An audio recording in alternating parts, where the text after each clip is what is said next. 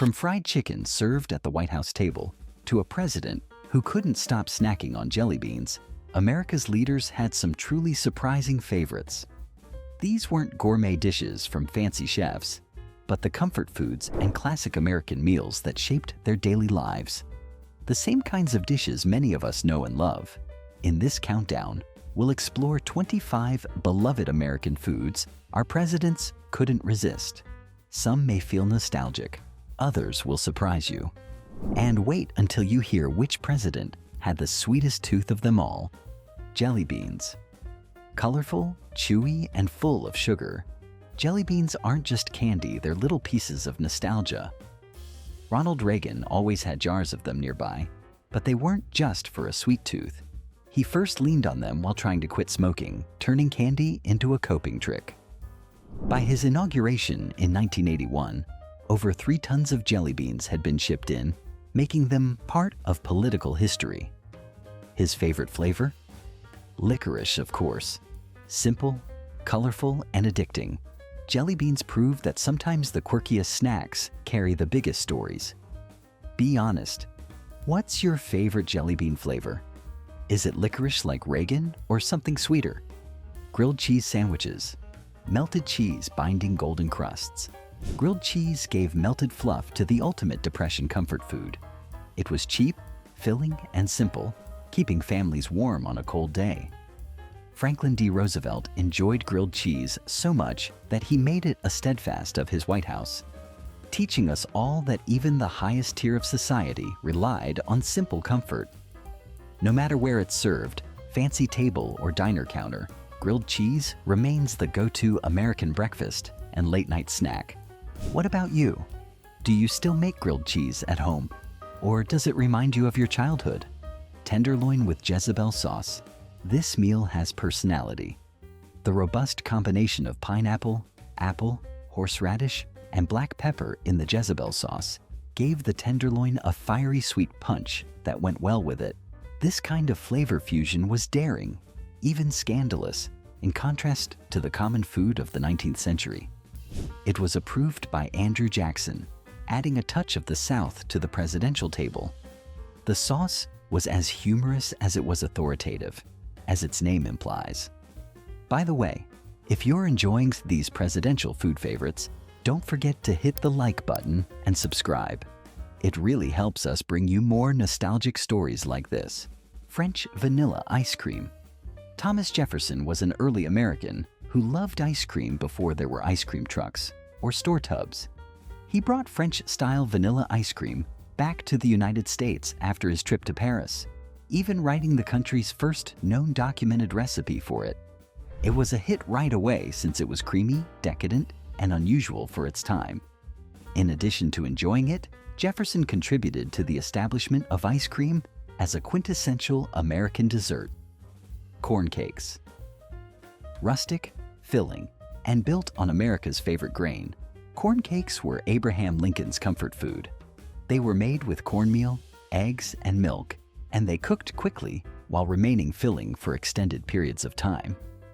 Lincoln's family used to make jokes about how fast he ate them, as though they vanished in the blink of an eye. Corn cakes were simple, golden circles that evoked farm life and thrift, and that was part of their allure.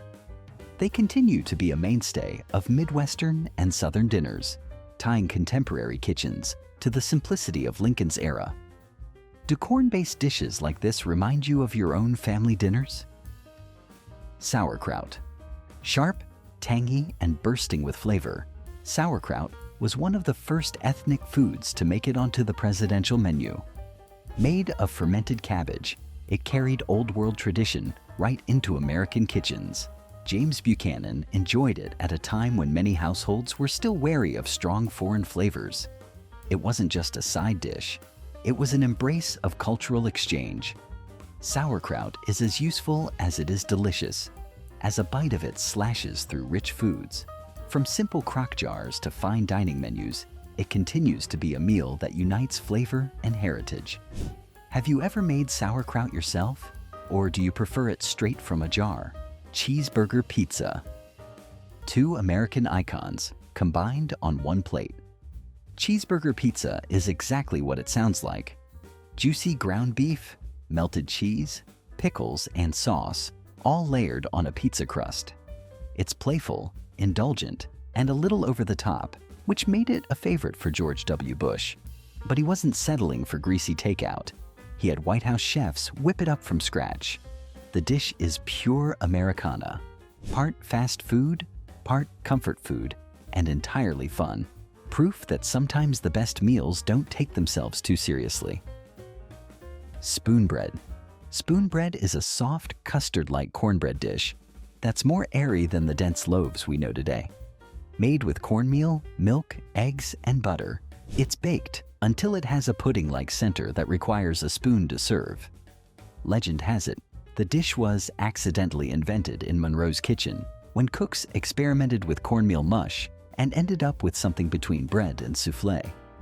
This dish quickly became a Southern favorite, a nod to Monroe's Virginia roots, and a perfect example of just how versatile cornmeal was in early American kitchens.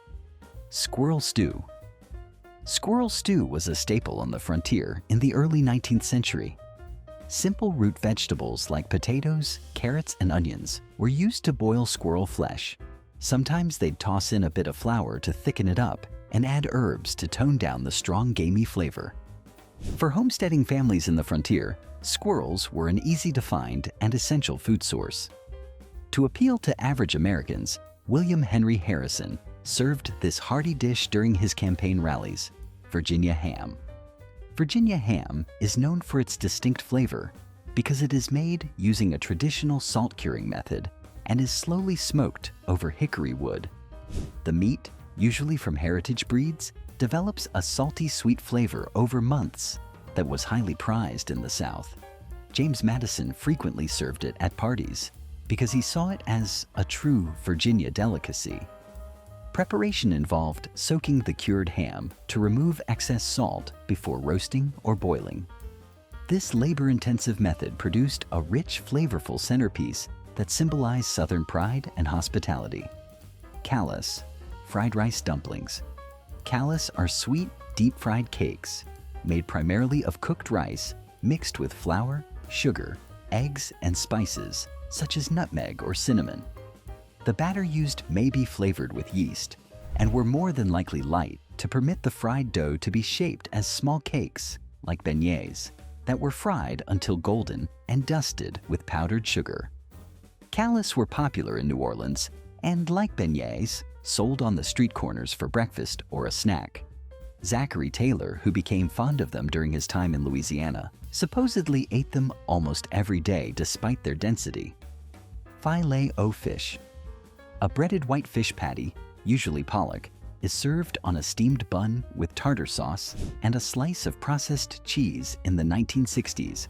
Fast food classic known as the filet-o-fish. It has been a McDonald's mainstay for decades because it is straightforward, salty, and filling. Donald Trump, famously fond of fast food, preferred this humble sandwich to elaborate gourmet dishes. He liked its consistency, always the same taste, no matter where it was ordered. While not exactly a heritage recipe, the filet-o-fish reflects Trump's unapologetic embrace of modern convenience food. New England fish chowder.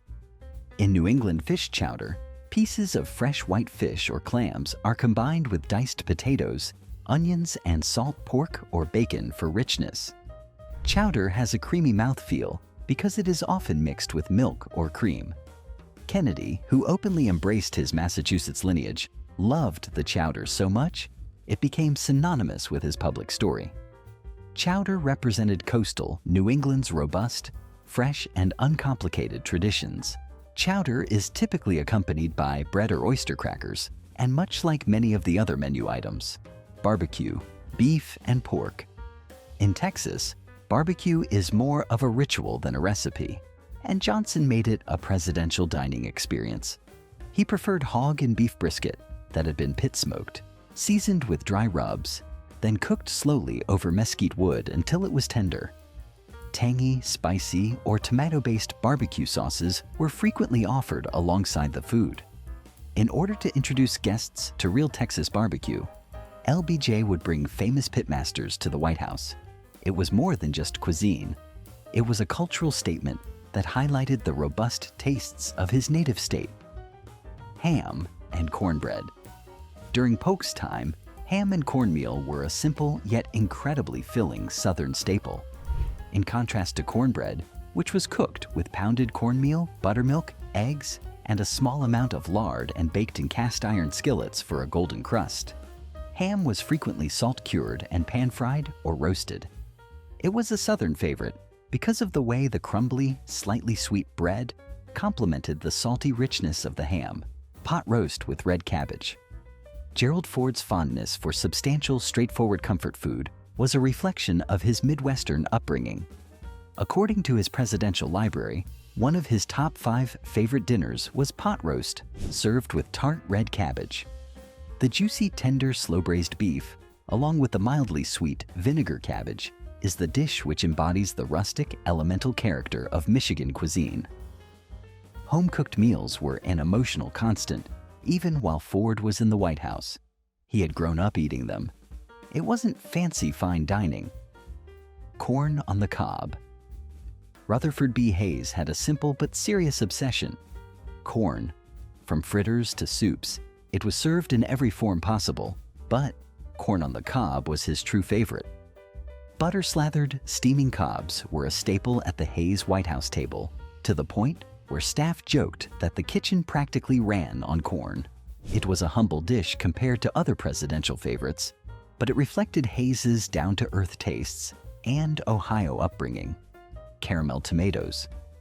Herbert Hoover's favorite dish might raise eyebrows today. Caramel tomatoes.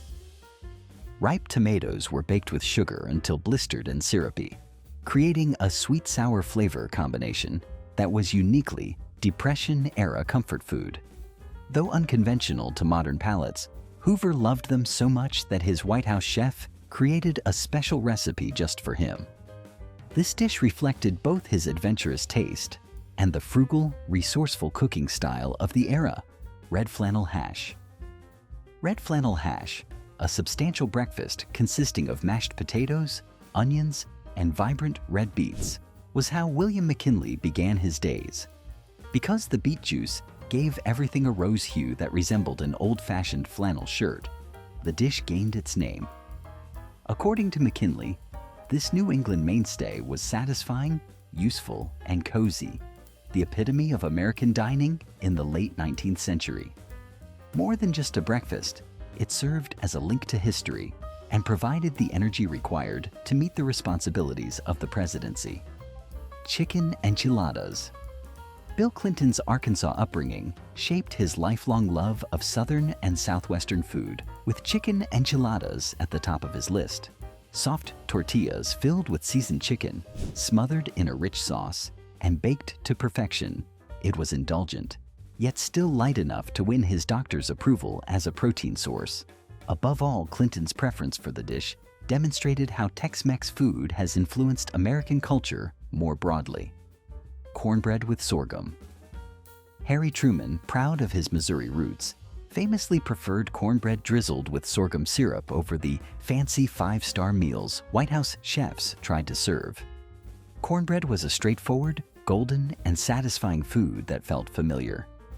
The sorghum, a viscous syrup akin to molasses, added an earthiness and a sweetness that tempered the savory bread. Truman's strong devotion to this dish reflected his simple life and Midwestern principles. Hasty pudding, hoe cakes. George Washington's breakfast table was never complete without hoe cakes, also called hasty pudding, cornmeal pancakes fried until golden, then often topped with honey or syrup.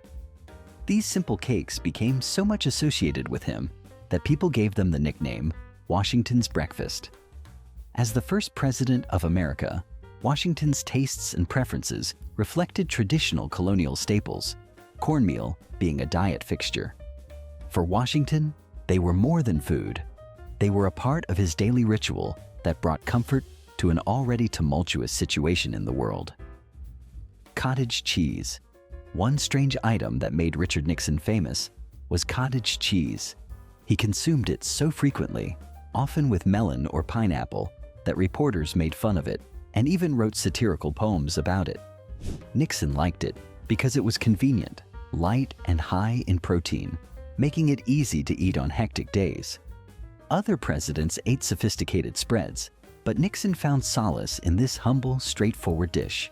It represented his modest and work-oriented way of life, which contrasted sharply with the opulence of the office he occupied, according to many. Chili. Chili is a well-known favorite food of Barack Obama's, and he often made it himself. He had his secret recipe from his also undergrad years and took it during his presidency to make hearty, warm, and spicy dinners. Obama's chili was able to provide the right amount of warmth and flavor by being about to balance ground meat, beans, and spices.